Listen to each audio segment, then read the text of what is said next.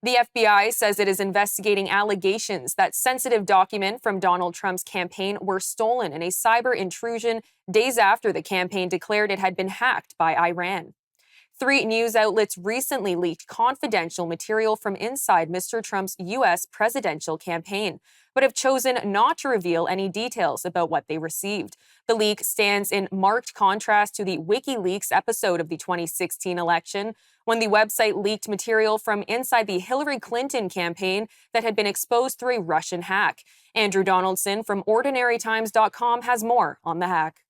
So this is just the new reality for campaigns. We got to get used to this. Remember, 2016, Hillary Clinton, but her emails, remember all that?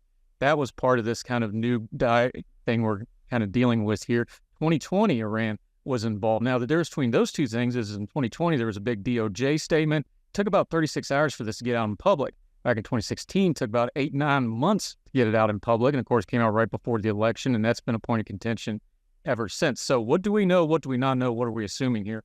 We know that the Trump campaign came out and said they were hacked. Now, the term hack there, does that mean somebody was targeted with a spear phishing thing like that 2020 incident? That seems to be what we're probably dealing with here. And they have reported it to the FBI. Microsoft has also confirmed it. The Trump campaign and Microsoft are both cooperating with that investigation. Now, here's what's the interesting part. Trump is saying, and their campaign is saying, this is Iran. Very probable, possible. We don't know for sure. The intelligence community hasn't said yet, and the investigation will bear that out. But what does that mean?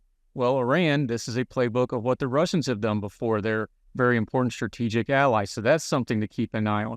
Also interesting that the news outlets, maybe they're evolving a little bit from 2016 and 2020. They have been offered this information that allegedly came from this hack, and they are setting on it. And then there's a whole piece of social media and online news outlets. What would they do if they're offered this? This is all complicated stuff. It's important to sort out what we do know and don't know. But this is going to be the paradigm we're working in for all campaigns going forward, and folks should get used to it because it's happened in the last two elections. It's happening in this election. China, Russia, Iran. We've even had allies try to get into us cybersecurity-wise in the campaigns. This is the world we live in, and everybody's going to have to adjust.